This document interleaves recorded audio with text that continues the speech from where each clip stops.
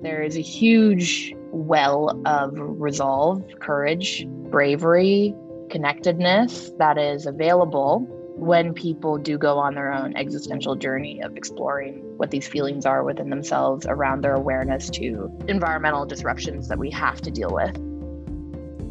Hi, Vicki Robin here, host of What Could Possibly Go Right, a project of the Post-Carbon Institute. We interview cultural scouts, people who see far and serve the common good, and social artists, people who feel deeply and act with courage in the face of uncertainty. As we all work to protect what we love and change what we can and learn as we go, our awakened hearts are absolutely necessary partners for our critical thinking minds. Today's guest is Dr. Britt Wray. She is a human and planetary health postdoctoral fellow at the Stanford Center for Innovation in Global Health, Stanford Woods Institute for the Environment, and London School of Hygiene and Tropical Medicine Center on Climate Change and Planetary Health. Her research focuses on the mental health impacts of the ecological crisis. Britt is the creator of the weekly newsletter about staying sane in the climate crisis, gendread.substack.com, and author of Generation Dread, Finding Purpose in an Age of Climate Crisis. Britt has a PhD in science communications from the University of Copenhagen. Her first book is Rise of the Necrofauna, the Science, Ethics, and Risks of De-Extinction. She has hosted several podcasts, radio, and TV programs with the BBC and the CBC, and is a TED speaker. And here is Britt Wray. Welcome, Britt Wray, to What Could Possibly Go Right. You know, we started the podcast right when the pandemic hit, and it's been 2 years for me of listening to people we call cultural scouts, people who see far and serve the common good, as well as, you know, what I call social artists. It's not just my term. I heard it from Jean Houston, but people who feel deeply and have the courage to create in the face of the headwinds of our times. And your book, Climate Dread, is out now. And you say, I'm going to read from your website, climate and environment related fears and anxieties are on the rise for everywhere. As with any type of stress, eco-anxiety can lead to burnout, avoidance, or disturbance of daily functioning. In Generation Dread, you seamlessly merge scientific knowledge with emotional insight to show how these intense feelings are a healthy response to the troubled state of the world. So that's from your website. And now I invite you to let it go of the already spoken and to be in the moment. I know how easy it is when promoting a book to enter the groove of your elevator speech. And it's okay if you do it, it's okay if you don't, but maybe we'll find something fresh for both of us. So you don't need me to narrate the headwinds. You are versed and articulate about the breakdowns upon us. I learned that we were both knocked off our moorings by reading Jem Bendel's deep adaptation paper, but we have also both found on the other side of grieving an ability to create with what is here, to serve life more fully without the burden or the effort to control, this sort of instrumental, I do this in order for that to happen. So your mastery of this field of threats and possibilities is clear. So I just want to give you free rein in this conversation, especially as a cultural scout, this standing on the edge with grief, but not disabled by it, surveying the landscape ahead, open to potential, knowing the science is dire, but the story of the future is not yet written. So here we go. I give you our one question in the face of all that seems to be going awry, Britt. What could possibly go right? Wow. What an introduction, and what potent questions that are just so fertile for thought. Thank you. Thank you so much for having me here. And yes, I am promoting my new book, Generation Dread, but I really just want to keep it fresh and authentic, not say things I've necessarily said before. So you seem like the perfect person to do that with. Yeah, what can possibly go right? I think a lot. I think that we are in a profound moment of collective wake up. We see that we've entered this psychoterratic state, as the philosopher Glenn Albrecht talks about it. This is the felt sensations from the earth that is hurting, that people can now understand through their own embodied experience. It's why we have tidal waves of eco-anxiety and eco-grief, and people who have been living rather comfortable lives, noticing this disturbance within themselves, as well as, of course, those on the front lines of climate trauma who have been dealing with environmental devastation for centuries, through generations. And in this moment, I think it's incredibly powerful because it's shaking people to their core. It's touching a nerve. It is really heightening our sense of mortality salience. So this awareness of death, confrontation with the end of the world as we have known it, so to speak, which really, of course, can frighten people and scare them, or even conjure terror, as well as rage in the face of the injustice of it all, and ferociousness from the animal within us. But these emotions all are deeply connected to love and to care and to compassion. We can't feel these things if we don't also understand the profound threat to what we are alive for, our relations to others, to the earth, to other species, to our nearest and dearest humans. And this, two sides of the same coin, being the love and the grief, is incredibly powerful. It's not just that the grief of this time is important because it allows for some kind of profound self-reflection, although it does do that. These emotions, when you explore them and process them and come to the other side of them, they teach you things, they change you, and they heal you. They are truly transformative. And so the fact that we're in this moment of collective wake up, and of course it's not equally distributed, it's happening at different tempos for different folks, but it's here. Every single media platform has done a think piece on eco-anxiety over the last year, particularly if you wind back to 2018 when the IPCC published that report outlining a world at 1.5 versus 2 degrees of warming.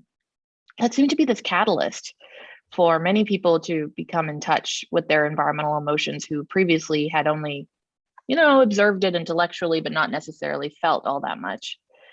This was an unleashing of a lot of anxiety for many people. But since then, it's just grown year on year in profound ways. I mean, it was around that publication of the paper that I started pivoting towards exploring the mental health impacts of the climate crisis and leaving my old field. But it is astounding to me, as someone who's mired in this day in, day out, how much has even changed between now, we're in April 2022 compared to April 2021.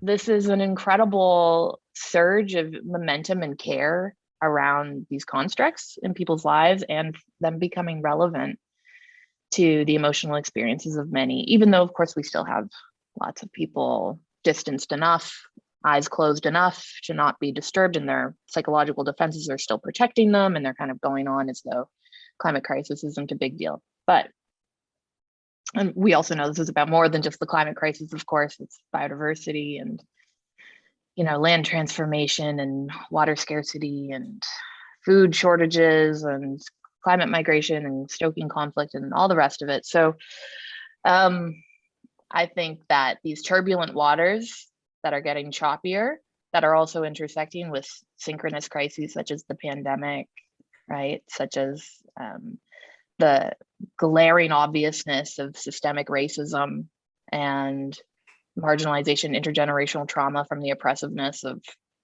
the dominant systems that we live in that are really complex. They're all coming to a head. And I think that that is an incredibly painful, but also potent, powerful, and radically hopeful time to be alive, because we're talking about shifts in complex systems. We're talking about social tipping points as well as environmental tipping points. And I think that there is a huge well of resolve, courage, bravery, connectedness that is available when people do go on their own existential journey of exploring what these feelings are within themselves, around their awareness to the environmental disruptions that we have to deal with. So I know from my own journey of learning to come to terms with this sense of despair, and even at times hopelessness, that these feelings are heavily underrated. People, of course, come out against them, and that we must maintain hope, and we can't let people fall into despair, and fatalism will be its own self-fulfilling prophecy. Of course, fatalism is not the same as hopelessness and despair, but there is an incredible wind that you can ride when you actually go to the bottom of that U-shaped curve, when you descend and explore and get the support that you need to not stay there, but to learn from it and be changed by it and be transformed by it. And you can tap into this existential valve within yourself that I truly believe, when you open it, unleashes a lot of love and connection and beauty, inner clarity, purpose, and meaning, so that when you're on the far side of it, all the other distractions and the miasma of stuff that really is not that important, that contemporary Western culture is laden with, gets brushed aside, and you can hone in on what is powerfully meaningful to you at this time that you are gifted enough to be alive to witness and experience as we go through all this change. So I think it's very difficult, and it's super beautiful all at the same time, and it's going to move people to action.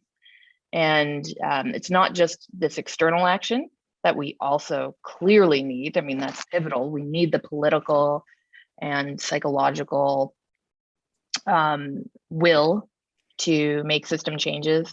It's also about doing the inner work in groups and individually to relearn a lot of what we expect of the future, what we expect of ourselves, and how we're going to show up right now. So I think that within that, if we're just going to start there, is that being this potential of the moment that's pregnant with possibility, I think that's a very special place that has a lot of positivity within it. And that's, I think, where we are. I think that's so beautiful. I mean, it so reflects everything that's been true for me over the last umpteen years. And I feel that as well. I think because my sensitivity is attuned to it. But I also feel that in the present moment, part of the choppy waters that we're in, that we're getting through, that some people are being conscious of and welcoming as a maturation crisis, other people are just going through the choppy waters. And I mean, I would also attribute polarization to this moment. And this moment isn't solving necessarily polarization, it's driving polarization. It's not solving the anxiety, it's driving the anxiety. And when people are anxious and they're not conscious of what the source of their anxiety is, a lot of it is blame. Let's find out who's doing this to us. I don't mean to be a downer, but I just there are so many possibilities. It's sort of like, some spiritual traditions say every step you take, a whole array of new possibilities open up. And you're talking about one of them.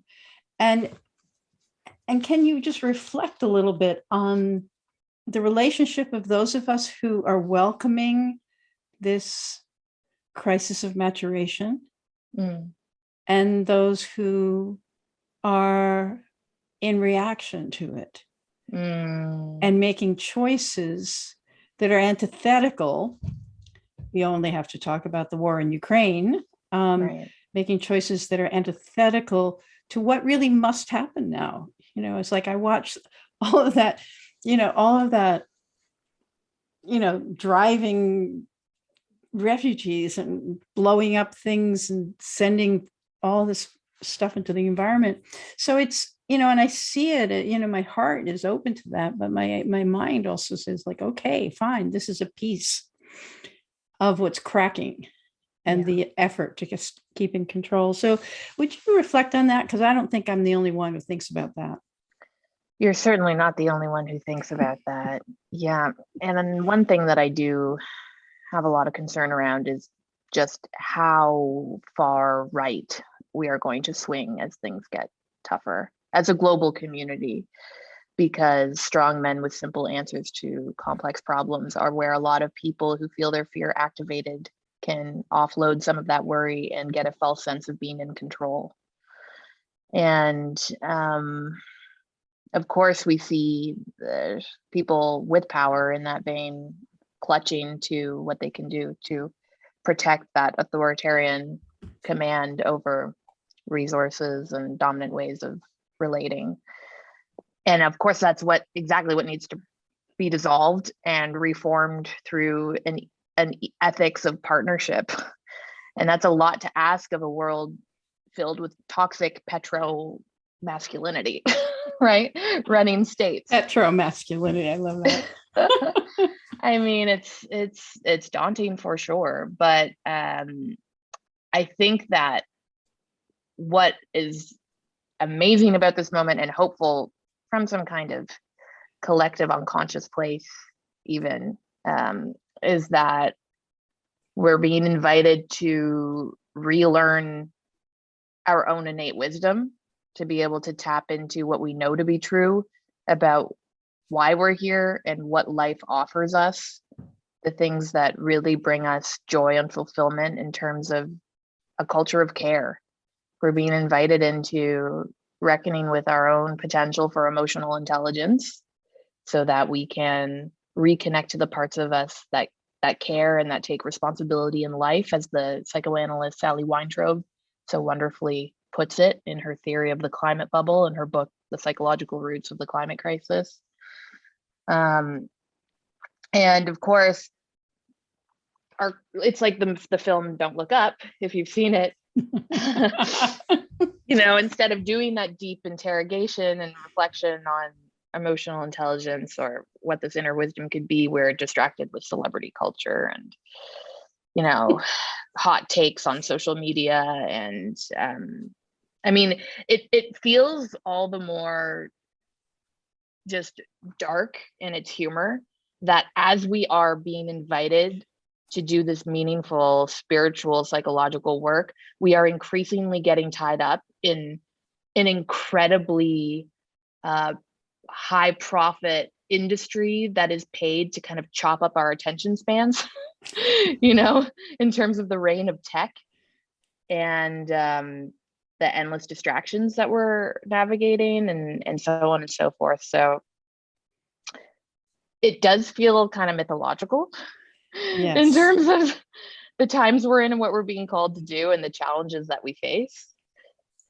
Not only the real physical challenges out there in the biosphere, or the political systems, but just the challenges psychologically.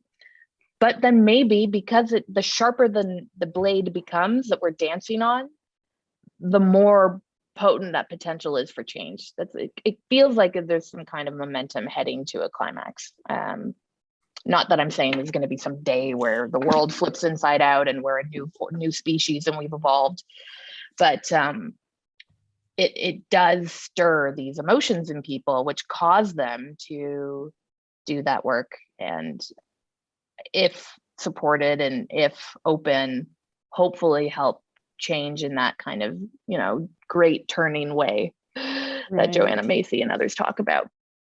It's like I went through my climate grief, my species extinction grief. I went through, spent, as I've mentioned to you, 30 years of my life trying to stop the harm, and then went through deep despair because, nothing that I or anybody that I was connected to, and I built these whole networks around sustainability, it didn't pierce the heart of whatever it is we needed to pierce the heart of. We didn't get, and so the harm was upon us. Mm-hmm. And so I got to acceptance. The phrase that turned it around for me was sort of a little bit like the serenity prayer. I can accept the unacceptable, not because it's acceptable, because it is not acceptable, but because it is. And now I think I've had the same sense of the war on Ukraine. It's like, oh no, I thought we were beyond this. This Mm, too, you got to be mhm. kidding, folks. We just did 2 years of pandemic and we're sent to our rooms. We were supposed to think about it, but here we are. And so I can accept the unacceptable, not because it's acceptable, but because it is what it is. And it's like you said, there's this authoritarian takeover because people are so stressed, can't make sense of things. Mhm. And maybe that too is, as you say, part of that knife edge. Mm. And maybe I got caught up once again in, the resistance is important. You've got to like make yourself visible and say what's wrong, etc. But internally, spiritually, day by day, denying the validity, the fact that this is happening. Mhm. So, unless you want to talk about the people who are sort of falling into the fold of autocrats, we don't have to go there. Right. But if you had some thoughts you wanted to say. I think it's a really big and perplexing question as to how we can more effectively relate to the people in our family, the people in the grocery store, the people at our kids' schools, the people we might work with who are, let's say, on the other side of the seesaw, if we're talking about polarization, and how to reach them. There is a lot that can be explored in terms of not telling so much and listening, rather. Listening as a mode of connecting and trying to understand other people's aspirations and desires and values and beliefs about what's going on. And, the work of people like Renee Alertzman, who's a climate psychologist, and others who focus on compassion-based techniques for going beyond divisive splitting when it comes to how we're talking about these times, really stress that we only raise people's defenses when we try to get a certain point across. And of course, that's true. And all the science communication research that I've studied in my PhD back that up. It's basically hitting people over the head with facts, or coming out with some kind of moralizing, grandstanding, being priggish about this stuff is definitely only working against your interests. And we need to have a heart open approach, which is kind of like what you're talking about with acceptance. So finding ways of accepting, not because it's acceptable, but because it is. Here, it's about not being attached to the outcome. You can't be attached to the outcome of other people's relating to this moment, which is very hard to do when so much is at stake. Because when you're attached to the outcome, you start immediately into that mode of being the persuader. You're trying to convince, you're trying to bring someone on your side. And that is inherently manipulative. And it also is something that they feel and will get them to dig their heels in harder, right? When it becomes this power tug of war over something very important, like dealing with this moment and transforming towards it positively. So that's a really strange mental gymnastics exercise right there, is how to let go of attachment to the outcome of how other people in moments of high polarization are actually responding, and then being compassionate about what they think and what they believe, and hopefully being able to have enough of a conversation at depth that you can unleash some of their own ambivalence, the parts of them that aren't just in line with a single voice, a unifying self that knows all and acts accordingly, because that doesn't exist. We're all made up of multiple differing selves. And sometimes those selves are in conflict with each other, and it could create cognitive dissonance or the feeling of ambivalence and general discomfort. And you want to be able to allow enough space for that person's ambivalence to be heard. And then maybe they will explore it themselves because they feel like they're authoring it. It's really not going to stick if it's not our own story, if we don't feel like we're trying it on for size of our own volition.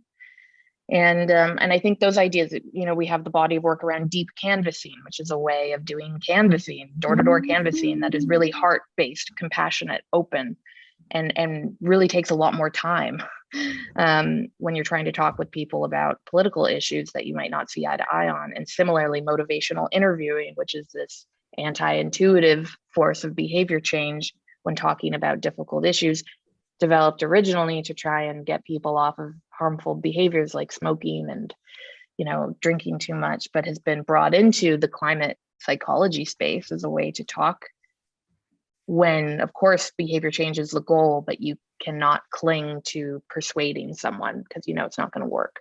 I think there's a lot to be said there, which brings out our capacity for emotional intelligence and different types of relating. And I think it's Bayo Akomolafe who says something along the lines of, like, the times are so dangerous that we can't afford to go too fast. Right. And, you really need to slow down and not slap the same old approaches onto the moment, but rethink this relational crisis. It's a crisis of connection. Yeah. And I think we need to tend to those connections in very thoughtful and caring ways, which means trying very different things because, especially in let's say contemporary North America, but many other places too, the hyper individualism has done a lot to rip us away from that ability to be caring and tender with connections. And I think that's where we need to put a lot of focus. I want to also just pick out this thing about, as we are learning deep canvassing and motivational interviewing, and as we're learning that, we're also being taught, and I think we're being taught compassion. I think that, going into the conversation with a different technique, but a similar outcome, like at the end of the day, I don't, yes, I want to connect with you, but I really want you to change. Yeah. I just desperately need every conversation to result in one fewer car. Right. And so even that, people can smell it. I think every moment of learning to love better actually contributes in some way to the capacity of other people to accept what's going on. Maybe we're not promoting fewer cars, we're promoting acceptance. It's pretty far deep down the transformation, the inner transformation, rabbit hole, that thing of like, giving up control and then giving up control again and then giving up control. But I also say, my work has led me to this thing for my tombstone, which is, it's a relational world. It's not a billiard ball world where one ball is knocking another ball is knocking another ball. That is a very painful world. With winning, and winning is knocking everybody off the field. Right. But it's a relational world where somehow or another, the very nature of nature is relational. Maybe I'm just observing my own process, but it's this feeling of being asked again and again to let go of yet one more layer of my concepts of rightness, even though I'm right. Even though I'm right about it, I'm not right spiritually. I might be right in terms of data, but if I break connection in order to push somebody, I don't know how this turns out, Britt, but I'm just saying that this is what comes to me as I listen to you. Well, that makes a lot of sense to me, because vulnerability is the most powerful place to arrive, I think, with all of this stuff. We wouldn't be able to live the way we do if we could feel the pain of the animals in the slaughterhouses and of the sea-shelled animals and marine ecosystems that can no longer produce their shells because the water is acidifying. And all of the people in war-torn, horrific circumstances, all of the migrants who are terrified, don't know what it's going to be like if they can wake up in the morning. If we could feel that, if we were open through our capacity for vulnerability to then access other people's vulnerability in that relational way, everything would be different, right? And denial is so profound because it is the giant steel wall that allows us to not feel and to turn away and to turn away and to turn away. And of course, there's the corporate malfeasance, ideologically inspired type of denial that we often talk about, but there's the soft denial that we all have that allows us to get through the day in the face of devastation without crumbling from it, how painful it is to be in touch with all that. But the kind of vulnerability spiritually, or the acceptance of letting go of control and knowing that in the face of nature as well, like it's an emergent, complex system. We can't control it. We keep trying to, we're dominating, but hey, we accidentally light the ocean on fire when we do, as happened not too long ago with, a pipe bursting, or the huge BP oil spill in the Gulf of Mexico, or like any other mega engineering project that at a certain point nature emerges, things go wrong, and we see we aren't as clever in our attempts to dominate anyway. So really leaning into that vulnerability and lack of control, I think is spiritually right, because that's the way things are, but also it allows for deeper compassion and orienting us towards the pains of others, which then means that we ourselves act differently. So I think what you're saying makes a lot of sense.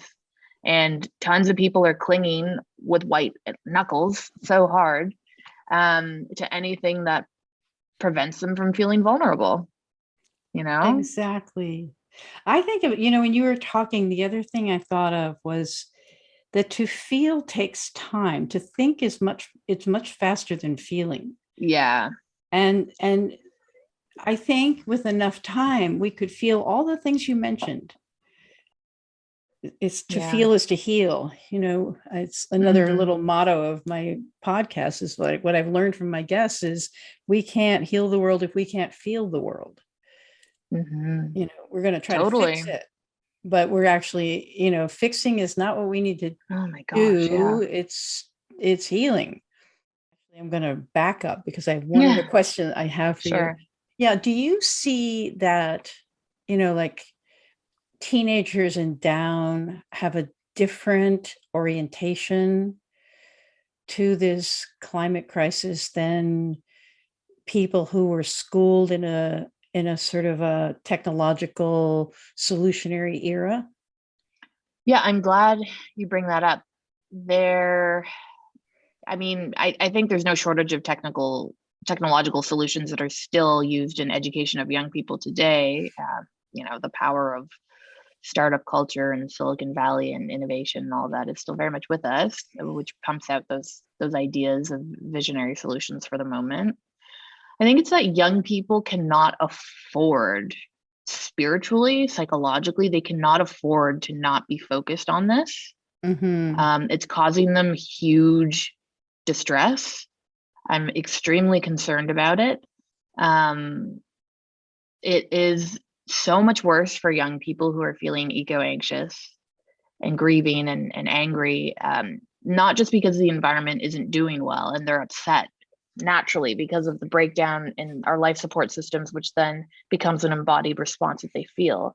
That's true. And young people are also very close to nature in a way that adults often they grow out of because of all the other distractions and commitments to things that are not right, so to speak. Status climbing and domination and all this stuff. But it's so much worse for young people because they feel like they're living in a culture where the adults don't care, where the adults have left the building, where they're being gaslit by political leaders who either deny it outright or say that they're taking adequate action and don't worry, but then obviously they're not. And so that feeling of betrayal that so many young people carry with them really leads to despair that is not easy to just move through after a couple of days, but despair that is coming with so much other heaviness. Of course, the pandemic we know has been terrible for young people's mental health and people's mental health everywhere, but especially young people. And then the detrimental effects of social media that, requires a different conversation to talk about with the nuance it deserves. But I'm very concerned, of course, about the skyrocketing anxiety, depression, suicidality in young people. And when you do the calculations, I mean, the climate crisis is just clearly a part of it. It really is. And we've got the research on that as well. But often we're still having these siloed discussions about young people's despair right now, especially in America, that is not factoring the climate crisis in. The New York Times just did this huge piece about teenage suicide because of the pandemic and social media. And they did not even mention the word climate change. And it's just so glaringly obvious. Plus we have the research, but we need to stop splitting them off as separate issues, as though this is only, the climate concern is only affecting a few. It's a foreboding sense of betrayal and moral injury that young people are living with because of the inaction of adults who are saying, don't worry, we're here to protect you, and then absolutely not showing the receipts for it. So, and I think that's different from people who are older, who have been, really nicely groomed by neoliberal rhetoric about individual solutions and technological fixes, being able to provide the kind of onward, upwards human progress. We always, don't worry, we'll always find a way because of our ingenuity, which, it just was not the same with my generation. I'm a millennial. And of course, I've known about climate change for a long time. I used to go to rallies and marches and all that when I was 17, but it's none of my peers were relating to the climate crisis in the way that Gen Z youth are today. And I think that, there are lots of reasons why that it's just about not being able to fend off the obviousness of climate disasters now, but it's also intersecting with these other crises that are connected to the larger source of all of this pain, like colonialism and systemic racism, Right. and the unequal effects of the pandemic and the climate crisis. Young people are seeing all of that and also being able to connect it to, why can't I afford a house? Exactly. Why won't I have a right to a pension? What on earth is it about the systems that older people have partied with, that they've been able to enjoy their lives with, that are now breaking down so much so that it just feels like they've cannibalized my future entirely. And it's a gradual process, right? And my generation was starting to get squeezed by it, where the millennials were always the ones first talking about the not being able to afford a house and no job security and this and that. But if you follow the trend line, it becomes more acute in those who are younger. So now I'm not even able to recall exactly what your question is, but these are my reflections on generational differences. Generational differences. So I'd love a wind up, just something where people are asking always, what can I do? Of course, because our hearts are moved and we want to do something. And so I've heard in here that feeling is doing. Yes. Actually feeling is doing. Yeah. And so what else would you leave us with, this idea of appropriate doing in relationship with where we actually are, accepting the unacceptable because it is? What would you leave us with? Feeling is doing is a very powerful way of summing up a lot of my beliefs. But that's because the doing part of feeling means that you find new orientations in terms of how you're going to be at this time. And I think that a huge issue of importance is climate justice and really understanding who is most vulnerable, not only in the future, but now and already, and how those of us who might be doing by feeling can really pay attention to their unique needs and work to partner with their journeys that they're on, respond to their calls for support in ways that don't recenter our own needs. Like if you're privileged, if you have the capacity, right? Because it is really, really, really life or death for so many millions of people. And there's so much that we can do with this spiritual transformation to focus on that and understand the unequal aspects, and then bring our talents towards trying to close the gap with this massive existential inequality that we have. I think that there's so many ways to do it. Of course, depending on where you're at in your life, you can change your work. You can do something different in your day-to-day that focuses on this. You can donate. You can spend your time making art that you think channels, the right kind of energy towards the issue. There's tons of ways in which one might reinvest the emotional energy that comes with feeling these intensities. So yeah, I just want to put that there, because I think there's a danger in talking so much about acceptance. It depends on what we mean by acceptance. If it's about accepting that these times are incredibly dangerous and the world is changing, massive turbulent changes are ahead, whether we like them or not, and there's going to be a lot of bloodshed and misery, I can accept that because I know that's what's going on. But acceptance doesn't mean, and so then I accept and I reflect on it as it happens. Acceptance for me requires then knowing, and harm can be reduced, and it doesn't need to become as bad as it will otherwise become. And so what can I do to reduce that harm and reach out and repair those relations that you're talking about? The world is relational. And what can I use whatever power and talent I have to help create a platform where others can join me? I think that I get a little confused sometimes when I talk with people who seem to really resonate with the idea of like the earth as hospice, which is really acceptance based. The idea that this is all happening and there's not much that we can do to meaningfully change it, I find very dangerous if that's what acceptance means. But if acceptance means, and you can step into your power for doing harm reduction work, then I think that's great. So I wonder with the communities that you interact with the most, I'm sure you're familiar with this idea of Earth as hospice. Like, what does acceptance fully entail?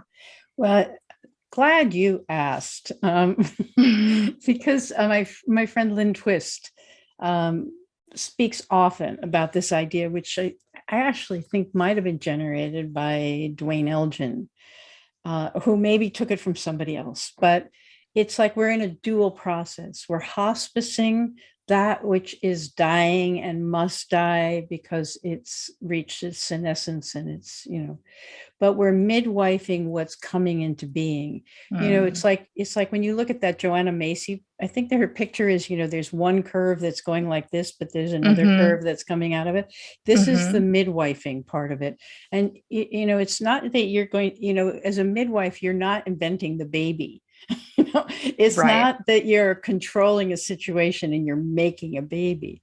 You are noticing where the change is emerging and you're nurturing that. And I think it's very aligned with what you're saying about intersectionality and about, that once you get it, actually, the work is to midwife, it's like to listen for the voices of not only the voices of pain, people who are at the butt end of the problem, but to listen to the wisdom of people who have endured through the pain, which is, very much African Americans, Indigenous people. Yeah. When I listen, I was like, I am more amazed by what I'm hearing as more and more Indigenous and African American leaders are allowing us to listen into their conversations. Yeah, for sure. It's like, that is like, I just feel like, oh, that's truth. I feel like I can smell truth. It's not that I could speak what they're speaking, but I can sniff it. And I love your term about reinvesting. that basically everybody thinks about that in terms of money, but you're reinvesting your life energy in the midwife part of the cycle. Yes. And a lot of it is, I do feel that this whole process can get aborted with people my age who either have a gloss, a spiritual gloss on, oh, we're transforming, isn't this great? As though, once again, it's definitely individual. We have to take responsibility, but we are individuals in a system that's in crisis. And so our healing is not just so that we can make it through. It's the healing of the collective is happening through us. Yeah. And so, there's a lot of sort of, individualism can grab us, again and again, we're just about to get it, and then it's like, oh, look how smart I am. Right. So it is a perilous path. Mm-hmm. But talking to you, your level of clarity and the depth of your scholarship on this is such that it's easy to listen to what you have to say, because it's accountable and reliable and well thought through. I come from 2 generations back, and I mostly was my hair's on fire, I'm screaming. So, and I didn't have the scholarship because the scholarship wasn't really there yet. But you have it. And I just guess what my wind up would be, that is just all blessings upon you. Aww. All blessings upon you, Britt. It's a big bowl of pain and possibility that you're carrying, and it's full. And, wow. With your book coming out, that's a big job. And, you finding your way to stay at ease and grounded as all the expectations and challenges are coming toward you. So thank you so much. Blessings. Hey, thanks for listening. Don't forget to subscribe and leave us a 5-star review so that this hopeful message can get out to more people. Check out Post-Carbon Institute's Resilience website for show notes and for more guest information. Thanks also to Cher Miller, Amy Burringrud, and Clara Winter at Post-Carbon Institute, plus production assistant Michelle Wigg from frugalityandfreedom.com.